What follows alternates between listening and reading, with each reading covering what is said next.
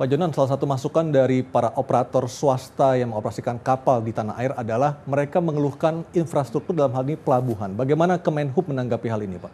Gini, kalau mengeluhkan pelabuhan itu ada beberapa hal.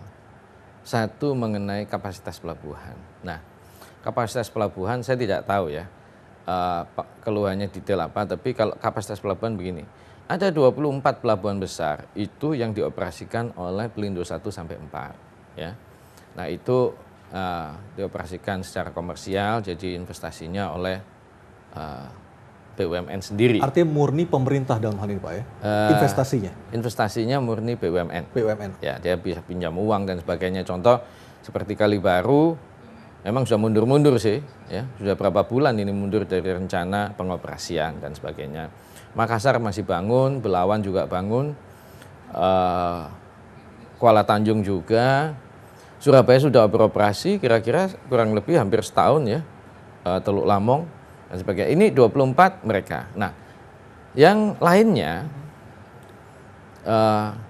itu diperbaiki atau dibangun atau dibesarkan atau diselesaikan oleh pemerintah, dalam hal ini Kementerian Perhubungan. Nah, kapasitas bagaimana? Ya kalau ini tergantung kebutuhan dalam jangka panjang lah. Kita lihat 25 tahun lah ya.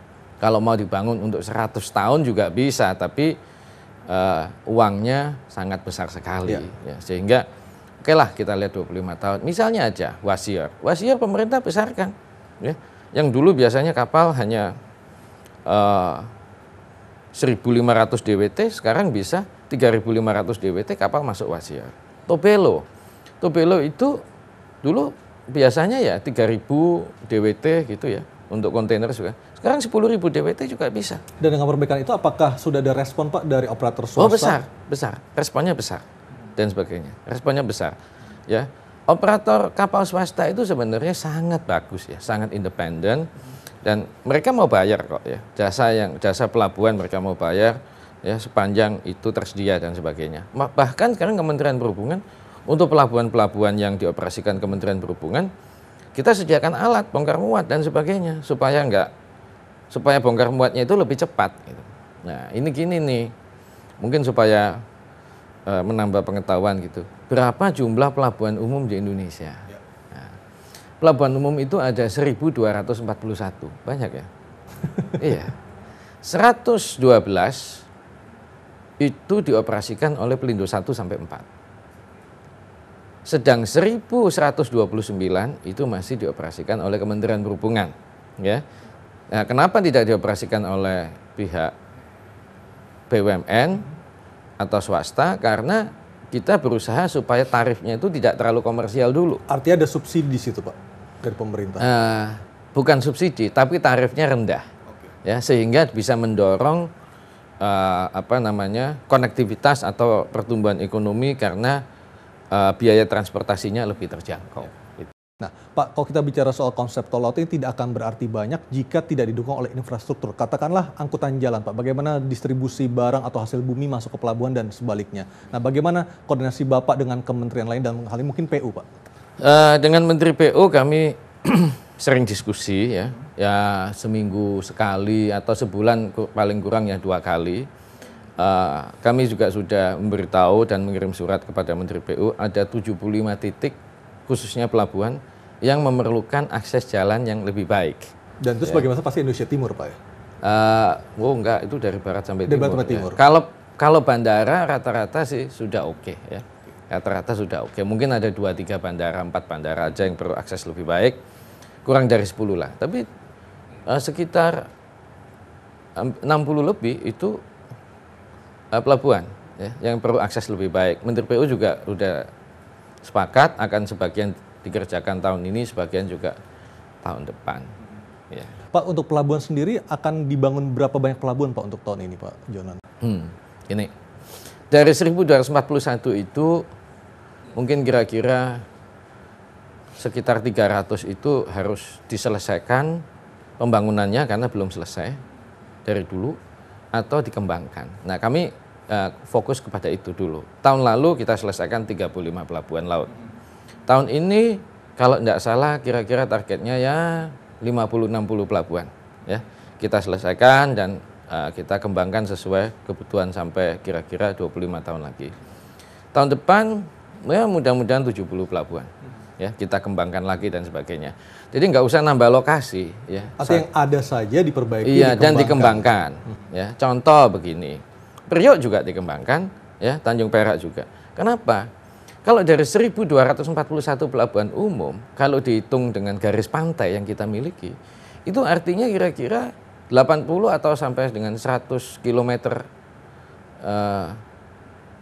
persegi garis pantai, itu ada satu pelabuhan. Kan cukup, mestinya. Secara teori ya, mestinya cukup. Dan seharusnya kalau pelabuhan itu banyak, akhirnya bisa mengurangi beban angkutan jalan raya, Pak ya. Betul. Jalan akan semakin lama masa umur penggunaan. Ya, gitu. Oke, Pak, kalau kita bicara soal konsep tol laut ini, apa saja Pak kendala yang dihadapi oleh Kementerian Perhubungan dalam waktu selama Bapak menjabat sampai hari ini, Pak John? Kendala yang dihadapi, saya kira tidak ada yang mayor ya, tidak ada. Ya waktu aja sih, ya satu tidak bisa serta merta, ya. Jadi harus bertahap dilakukan dan sebagainya. Yang kedua, kalau ada kendala itu masalah peningkatan penerapan tentang keselamatan berlayar. Ya. Keselamatan berlayar ini menurut saya bertahun-tahun itu kadang-kadang tidak konsisten. Misalnya kapal itu tidak di docking, ada kewajiban docking, misalnya docking kecil lah, pemeriksaan itu setahun sekali untuk kapal penumpang, 2 tahun sekali untuk kapal barang, mungkin ada yang kelupaan. Gitu ya. Kelupaan itu artinya disengaja, Pak Jonan?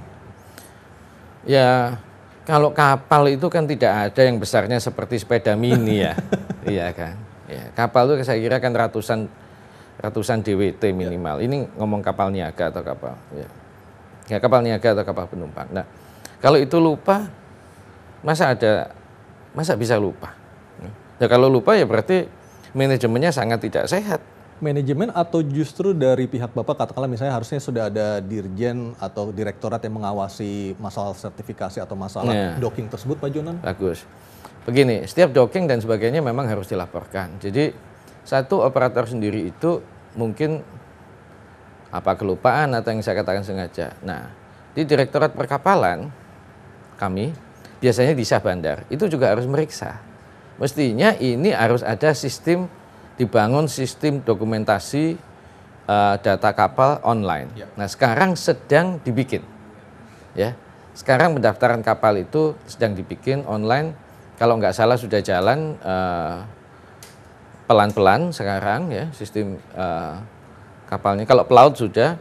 Nah, ini kalau jalan nanti kita bisa tahu setiap Syah Bandar yang ada di Indonesia bisa tahu kapal ini sudah docking belum, ya, dan sebagainya. Artinya kalau Syah Bandar tersebut masih memberikan izin kepada kapal yang belum melakukan docking, artinya kesalahan ada di Syah Bandar, Pak Jonan. Oh, itu kalau ketahuan, ya tidak ada ampun, Pak Jonan. Ya, saya bebas tugaskan pasti. Baik. Nanti kita lanjutkan lagi, Pak Jonan. Dan pemirsa, Lebaran sudah dekat, kurang dari 2 bulan lagi, dan salah satu moda transportasi yang paling digemari masyarakat adalah kereta api. Kami akan membahasnya bersama Menhub Ignatius Jonan usai pariwara.